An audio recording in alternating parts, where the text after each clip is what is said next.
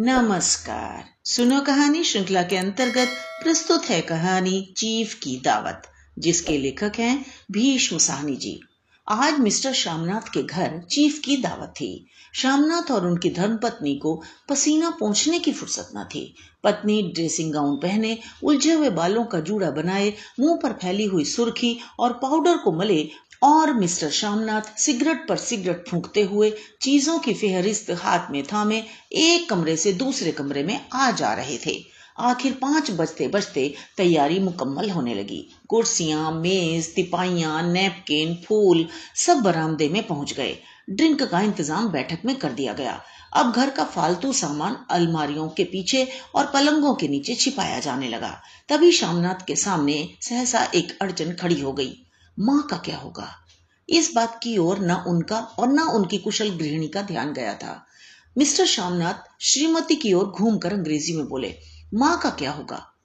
श्रीमती काम करते करते ठहर गईं और थोड़ी देर तक सोचने के बाद बोली, इन्हें पिछवाड़े इनकी सहेली के घर भेज दो। रात भर बेशक वहीं रहें, कल आ जाएं। श्यामनाथ सिगरेट मुंह में रखे सिकुड़ी आंखों से श्रीमती के चेहरे की ओर देखते हुए पल भर सोचते रहे। फिर सिर हिलाकर बोले, नहीं, मैं नहीं चाहता कि उस बुढ़िया का आना जाना यहाँ फिर से शुरू हो। पहले ही बड़ी मुश्किल से बंद किया था। माँ से कहें कि जल्दी ही खाना खा के शाम को ही अपनी कोठरी में चली जाएं। मेहमान कहीं 8 बजे आएंगे, इससे पहले ही अपने काम से निबट लें। सुझाव ठीक था, दोनों को पसंद आया। मगर फिर सहसा श्रीमती बोल उठी, जो वह सो गई और नींद में खर्राटे लेने लगी तो? साथ ही तो बरामदा है जहां लोग खाना खाएंगे, तो इन्हें कह देंगे कि अंदर से दरवाजा बंद कर लें। मैं बाहर से ताला लगा दूंगा, या माँ को कह देता हूँ कि अंदर जाकर सोए नहीं, बैठी रहें। और क्या? और जो सो गई तो डिनर का क्या मालूम कब तक चले? 11-11 बजे तक तो तुम ड्रिंक ही करते रहते हो। श्यामनाथ कुछ खींच उठे, हाथ झटकते हुए बोले, अच्छी भली ये भाई के पास जा रही थी, तुमने यूं ही खुद अच्छा बनने के लिए बीच में टांग अड़ा दी। वाह, तुम माँ और बेटे की बातों में मैं क्यों बुरी बनूं? तुम जाना और वह जाने। मिस्टर श्यामनाथ चुप रहे। यह मौका बहस का ना था, समस्या का हल ढूंढने का था। उन्होंने घूमकर माँ की कोठरी की ओर देखा। कोठरी का दरवाजा बरामदे में खुलता था। बरामदे की ओर देखते हुए झट से बोले, मैंने सोच लिया है। और उन्हीं कदमों माँ की कोठरी के बाहर जा खड़े हुए। माँ दीवार के साथ एक चौकी पर बैठी दुपट्टे में मुंह सिर लपेटे माला जप रही थी।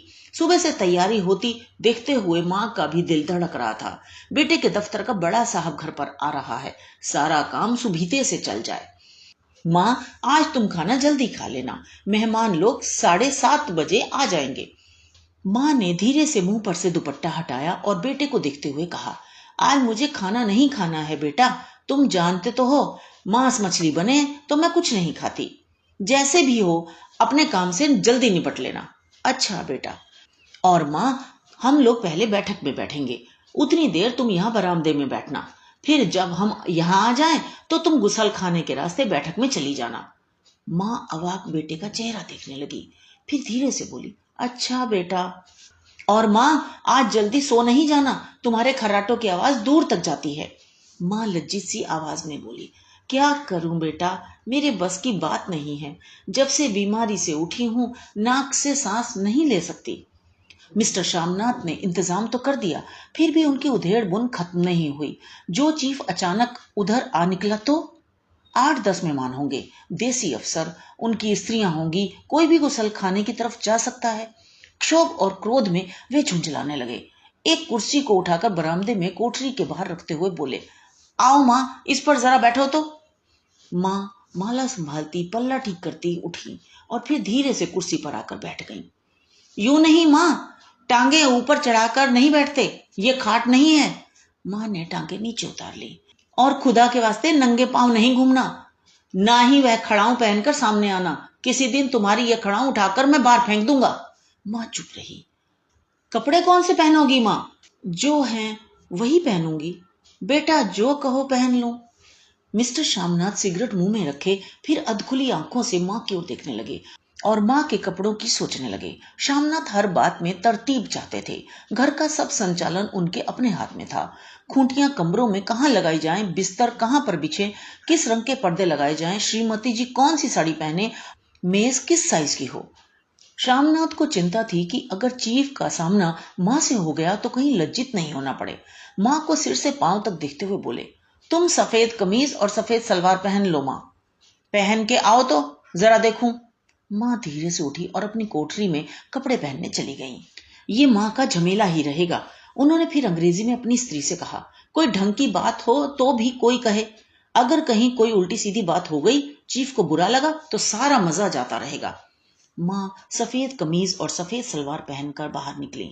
छोटा सा कद, सफेद कपड़ों में लिपटा छोटा सा सूखा हुआ शरीर, धुंधली आंखें, केवल सिर के आधे झड़े हुए बाल पल्ले की ओट में छिप पाए थे। पहले से कुछ ही कम कुरूप नजर आ रही थी। चलो ठीक है, कोई चूड़ियां वूड़ियां हो तो वह भी पहन लो, कोई हर्ज नहीं। चूड़ियां कहाँ से लाऊं? बेटा, तुम तो जानते हो सब जेवर तुम्हारी पढ़ाई में बिक गए। यह वाक्य श्यामनाथ को तीर की तरह लगा। तुनक कर बोले, ये कौन सा राग छेड़ दिया माँ? सीधा कह दो नहीं है जेवर, बस। इससे पढ़ाई वढ़ाई का क्या ताल्लुक है? जो जेवर बिका तो कुछ बनकर ही आया हूं। निरा लंडूरा तो नहीं लौट आया। जितना दिया था उससे दुगना ले लेना। मेरी जीभ जल जाए बेटा, तुमसे जेवर लूंगी। मेरे मुंह से यूं ही निकल गया। जो होते तो लाख बार पहनती। 5:30 बज चुके थे। अभी मिस्टर श्यामनाथ को खुद भी नहा धोकर तैयार होना था। श्रीमती कब की अपने कमरे में जा चुकी थी। श्यामनाथ बाहर जाते हुए एक बार फिर माँ को हिदायत करते गए, माँ रोज की तरह गुमसुम बन के नहीं बैठी रहना। अगर साहब इधर आ निकले और कोई बात पूछे तो ठीक तरह से बात का जवाब देना। मैं ना पढ़ी ना लिखी बेटा, मैं क्या बात करूंगी? तुम कह देना माँ अनपढ़ है, कुछ जानती समझती नहीं। वह नहीं पूछेगा। 7 बजते बजते माँ का दिल धक धक करने लगा। अगर चीफ सामने आ गया और उसने कुछ पूछा तो वे क्या जवाब देंगी? अंग्रेज को तो दूर से ही देखकर घबरा उठती थी। यह तो अमरीकी है, ना मालूम क्या पूछे। मैं क्या कहूंगी? माँ का जी चाहा कि चुपचाप पिछवाड़े विधवा सहेली के घर चली जाएं, मगर बेटे के हुक्म को कैसे टाल सकती थी। चुपचाप कुर्सी पर से टांगे लटकाए वहीं बैठी रही। एक कामयाब पार्टी वह है जिसमें ड्रिंक कामयाबी से चल जाए। श्यामनाथ की पार्टी सफलता की शिखर चूमने लगी।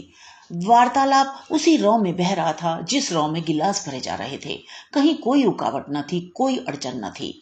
साहब को विस्की पसंद आई थी। मेम साहब को पर्दे पसंद आए थे। सोफा कवर का डिजाइन पसंद आया था। कमरे की सजावट पसंद आई थी। इससे बढ़कर और क्या चाहिए? साहब तो ड्रिंक के दूसरे दौर में ही चुटकुले और कहानियां कहने लग गए थे। दफ्तर में जितना रौब रखते थे, यहाँ पर उतने ही दोस्त परवर हो रहे थे। और उनकी स्त्री काला गाउन पहने, गले में सफेद मोतियों का हार, सेंट और पाउडर की महक से ओतप्रोत कमरे में बैठी सभी देसी स्त्रियों की आराधना का केंद्र बनी हुई थी। बात बात पर हंसती, बात बात पर सिर हिलाती और श्यामनाथ की स्त्री से तो ऐसे बातें कर रही थी जैसे उनकी पुरानी सहेली हो। और इसी रो में पीते पिलाते 10:30 बज गए। वक्त गुजरते पता ही न चला। आखिर सब लोग अपने अपने गिलासों में से आखिरी घूंट पीकर खाना खाने के लिए उठे और बैठक से बाहर निकले। आगे आगे श्यामनाथ रास्ता दिखाते हुए, पीछे चीफ और दूसरे मेहमान। बरामदे में पहुंचते ही श्यामनाथ सहसा ठिठक गए। जो दृश्य उन्होंने देखा उससे उनकी टांगें लड़खड़ा गईं और क्षण भर में सारा नशा हिरन होने लगा। बरामदे में ऐन कोठरी के बाहर माँ अपनी कुर्सी पर ज्यों की त्यों बैठी थी, मगर दोनों पांव कुर्सी की सीट पर रखे हुए और सिर दाएं से बाएं और बाएं से दाएं झूल रहा था और मुंह में से लगातार गहरे खर्राटों की आवाजें आ रही थी। जब सिर कुछ देर के लिए टेढ़ा होकर एक तरफ को थम जाता तो खर्राटे और भी गहरे हो उठते और फिर जब झटके से नींद टूटती तो सिर फिर दाएं से बाएं झूलने लगता। पल्ला सिर पर से खिसक आया था और माँ के झरे हुए बाल आधे गंजे सिर पर अस्त व्यस्त बिखर रहे थे। देखते ही श्यामनाथ क्रुद्ध हो उठे। जी चाहा कि माँ को धक्का देकर उठा दें और उन्हें कोठरी में धकेल दें, मगर ऐसा करना संभव न था। चीफ और बाकी मेहमान पास खड़े थे। माँ को देखते ही देसी अफसरों की कुछ स्त्रियां हंस दी और इतने में चीफ ने धीरे से कहा, पुअर डियर। माँ हड़बड़ा के उठ बैठी। सामने खड़े इतने लोगों को देखकर ऐसे घबराई कि कुछ कहते न बना। झट से पल्ला सिर पर रखती हुई खड़ी हो गई और जमीन को देखने लगी। उनके पांव लड़खड़ाने लगे और हाथों की उंगलियां थर थर कांपने लगी। माँ, तुम जाके सो जाओ। तुम क्यों इतनी देर तक जाग रही थी? और खिसियाई हुई नजरों से श्यामनाथ चीफ के मुंह की ओर देखने लगे। चीफ के चेहरे पर मुस्कुराहट थी। वह वहीं खड़े खड़े बोले, नमस्ते। माँ ने झिझकते हुए अपने में सिमटते हुए दोनों हाथ जोड़े, मगर एक हाथ दुपट्टे के अंदर माला को पकड़े हुए था, दूसरा बाहर। ठीक तरह से नमस्ते भी न कर पाई। श्यामनाथ इस पर भी खिन्न हो उठे। इतने में चीफ ने अपना दायां हाथ हाथ मिलाने के लिए माँ के आगे किया। माँ और भी घबरा उठी। माँ, हाथ मिलाओ। पर हाथ कैसे मिलाती? दाएं हाथ में तो माला थी। घबराहट में माँ ने बायां हाथ ही साहब के दाएं हाथ में रख दिया। श्यामनाथ दिल ही दिल में जल उठे। देसी अफसरों की स्त्रियां खिलखिलाकर हंस पड़ी। यूं नहीं माँ, तुम तो जानती हो दायां हाथ मिलाया जाता है, दायां हाथ मिलाओ। मगर तब तक चीफ माँ का बायां हाथ ही बार बार हिलाकर कह रहे थे, हाउ डू यू डू। कहो माँ, मैं ठीक हूं, खैरियत से हूं। माँ कुछ बड़बड़ाई। माँ कहती हैं मैं ठीक हूं। कहो माँ, हाउ डू यू डू। माँ धीरे से सकुचाते हुए बोले, हाउ डू डू डू। एक बार फिर कहा उठा। वातावरण हल्का होने लगा। साहब ने स्थिति संभाल ली थी। लोग हंसने चहकने लगे थे। श्यामनाथ के मन का क्षोभ भी कुछ कुछ कम होने लगा था। साहब अपने हाथ में माँ का हाथ अब भी पकड़े हुए थे और माँ सिकुड़ी जा रही थी। साहब के मुंह से शराब की बू आ रही थी। श्यामनाथ अंग्रेजी में बोले, मेरी माँ गांव की रहने वाली हैं, उम्र भर गांव में रही हैं, इसलिए आपसे लजाती हैं। साहब इस पर खुश नजर आए। बोले, सच? मुझे गांव के लोग बहुत पसंद हैं। तब तो तुम्हारी माँ गांव के गीत और नाच भी जानती होंगी। चीफ खुशी से सिर हिलाते हुए माँ को टकटकी बांधे देखने लगे। माँ, साहब कहते हैं कोई गाना सुनाओ, कोई पुराना गीत, तुम्हें तो कितने ही याद होंगे। माँ धीरे से बोली, मैं क्या गाऊंगी बेटा, मैंने कब गाया है। वाह माँ, मेहमान का कहा भी कोई टालता है। साहब ने इतना रीझ से कहा है, नहीं गाओगी तो साहब बुरा मानेंगे। मैं क्या गाऊं बेटा, मुझे क्या आता है। वाह, कोई बढ़िया टप्पे सुना दो, दो पत्तर अनारा दे। देसी अफसर और उनकी स्त्रियों ने इस सुझाव पर तालियां पीटी। माँ कभी दीन दृष्टि से बेटे के चेहरे को देखती, कभी पास खड़ी बहू के चेहरे को। इतने में बेटे ने गंभीर आदेश भरे लिहाज में कहा, माँ। इसके बाद हाँ या ना का सवाल ही ना उठता था। माँ बैठ गई और क्षीण दुर्बल लरसती आवाज में एक पुराना विवाह का गीत गाने लगी। हरियाणी माए हरियाणी बहने, हरियाते भागी भरिया है। देसी स्त्रियां खिलखिला के हंस उठी। 3 पंक्तियां गा के माँ चुप हो गई। बरामदा तालियों से गूंज उठा। साहब तालियां पीटना बंद ही ना करते थे। श्यामनाथ की खीज प्रसन्नता और गर्व में बदल उठी थी। माँ ने पार्टी में नया रंग भर दिया था। तालियां थमने पर साहब बोले, पंजाब के गांवों की दस्तकारी क्या है। श्यामनाथ खुशी में झूम रहे थे। बोले, ओह बहुत कुछ साहब, मैं आपको एक सेट उन चीजों का भेंट करूंगा, आप उन्हें देख के बहुत खुश होंगे। मगर साहब ने सिर हिलाकर अंग्रेजी में फिर पूछा, नहीं, मैं दुकानों की चीज नहीं मांगता। पंजाबियों के घरों में क्या बनता है, औरतें खुद क्या बनाती हैं। श्यामनाथ कुछ सोचते हुए बोले, लड़कियां गुड़िया बनाती हैं और फुलकारियां बनाती हैं। फुलकारी क्या? श्यामनाथ फुलकारी का मतलब समझाने की असफल चेष्टा करने के बाद माँ को बोले, क्यों माँ, कोई पुरानी फुलकारी घर में है? माँ चुपचाप अंदर गई और अपनी पुरानी फुलकारी उठा लाई। साहब बड़ी रुचि से फुलकारी देखने लगे। पुरानी फुलकारी थी।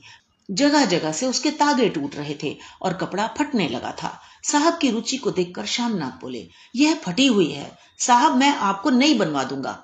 माँ बना देंगी। क्यों माँ, साहब को फुलकारी बहुत पसंद है, इन्हें ऐसी ही एक फुलकारी बना दोगी ना। माँ चुप रही, फिर डरते डरते धीरे से बोली, अब मेरी नजर कहाँ है बेटा, बूढ़ी आंखें क्या देखेंगी। मगर माँ का वाक्य बीच में ही तोड़ते हुए श्यामनाथ साहब को बोले, वह जरूर बना देगी, आप उसे देखकर खुश होंगे। साहब ने सिर हिलाया, धन्यवाद किया और हल्के हल्के झूमते हुए खाने की मेज की ओर बढ़ गए। बाकी मेहमान भी उनके पीछे पीछे हो लिए। जब मेहमान बैठ गए और माँ पर से सबकी आंखें हट गईं, तो माँ धीरे से कुर्सी पर से उठी और सबसे नजरें बचाती हुई अपनी कोठरी में चली गईं। मगर कोठरी में बैठने की देर थी कि आंखों में छल छल आंसू बहने लगे। वह दुपट्टे से बार बार उन्हें पोंछती, पर वह बार बार उमड़ आते, जैसे बरसों का बांध तोड़कर उमड़ आए हों। माँ ने बहुतेरा दिल को समझाया, हाथ जोड़े, भगवान का नाम लिया, बेटे के चिरायु होने की प्रार्थना की, बार बार आंखें बंद की, मगर आंसू बरसात के पानी की तरह जैसे थमने में ही न आते थे। आधी रात का वक्त होगा। मेहमान खाना खाकर एक एक करके जा चुके थे। माँ दीवार से सटकर बैठी आंखें फाड़े दीवार को देखे जा रही थी। घर के वातावरण में तनाव ढीला पड़ चुका था।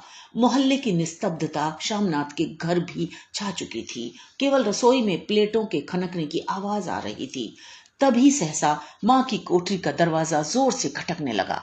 माँ, दरवाजा खोलो। माँ का दिल बैठ गया। हड़बड़ा कर उठ बैठी। क्या मुझसे फिर कोई भूल हो गई? माँ कितनी देर से अपने आप को कोस रही थी कि क्यों उन्हें नींद आ गई, वह क्यों ऊँघने लगी। क्या बेटे ने अभी तक उन्हें क्षमा नहीं किया? माँ उठी और कांपते हाथों से दरवाजा खोल दिया। दरवाजा खुलते ही शामनाथ झूमते हुए आगे बढ़ाए और माँ को आलिंगन में भर लिया। ओ अम्मी, तुमने तो आज रंग ला दिया। साहब तुमसे इतना खुश हुआ कि क्या कहूं। ओ अम्मी, अम्मी। माँ की छोटी सी काया सिमटकर बेटे के आलिंगन में छिप गई। माँ की आंखों में फिर आंसू आ गए। उन्हें पोंछते हुए धीरे से बोली, बेटा तुम मुझे हरिद्वार भेज दो, मैं कब से कह रही हूँ। शामनाथ का झूमना सहसा बंद हो गया और उनकी पेशानी पर फिर तनाव के बल पड़ने लगे। उनकी बाहें माँ के शरीर पर से हट गई। क्या कहा माँ? ये कौन सा राग तुमने फिर छेड़ दिया? शामनाथ का क्रोध बढ़ने लगा था। बोलते गए, तुम मुझे बदनाम करना चाहती हो ताकि दुनिया कहे कि बेटा माँ को अपने पास नहीं रख सकता। नहीं बेटा, अब तुम अपनी बहू के साथ जैसा मन चाहे रहो। मैंने अपना खा पहन लिया, अब यहाँ क्या करूंगी। जो थोड़े दिन जिंदगानी के बाकी हैं, भगवान का नाम लूंगी। तुम मुझे हरिद्वार भेज दो। तुम चली जाओगी तो फुलकारी कौन बनाएगा? साहब से तुम्हारे सामने ही फुलकारी देने का इकरार किया है। मेरी आंखें अब नहीं हैं बेटा जो फुलकारी बना सकूं। तुम कहीं और से बनवा लो, बनी बनाई ले लो। माँ, तुम मुझे धोखा देके यूं चली जाओगी? मेरा बनता काम बिगाड़ोगी? जानती नहीं साहब खुश होगा तो मुझे तरक्की मिलेगी। माँ चुप हो गई, फिर बेटे के मुंह की ओर देखती हुई बोली, क्या तेरी तरक्की होगी? क्या साहब तेरी तरक्की कर देगा? क्या उसने कुछ कहा है? कहा नहीं, मगर देखती नहीं कितना खुश गया है। कहता था जब तेरी माँ फुलकारी बनाना शुरू करेंगी तो मैं देखने आऊंगा कि कैसे बनाती हैं। जो साहब खुश हो गया तो मुझे इससे बड़ी नौकरी भी मिल सकती है। मैं बड़ा अफसर बन सकता हूं। माँ के चेहरे का रंग बदलने लगा। धीरे धीरे उनका झुर्रियों भरा चेहरा खिलने लगा। आंखों में हल्की हल्की चमक आने लगी। तो तेरी तरक्की होगी बेटा, तरक्की यूं ही हो जाएगी। साहब को खुश रखूंगा तो कुछ करेगा, वरना उसकी खिदमत करने वाले और थोड़े हैं। तो मैं बना दूंगी बेटा, जैसा बन पड़ेगा बना दूंगी। और माँ दिल ही दिल में फिर बेटे के उज्जवल भविष्य की कामनाएं करने लगी। और मिस्टर शामनाथ, अब सो जाओ माँ, कहते हुए तनिक लड़खड़ाते हुए अपने कमरे की ओर घूम गए। तो ये तो थी कहानी। मुझे आशा है आपने आनंद लिया होगा। इसी तरह हमारे साथ जुड़े रहिए। उसके लिए चैनल को सब्सक्राइब करिए और बेल आइकन को क्लिक कीजिए। तो मिलते हैं अगली कहानी में। धन्यवाद।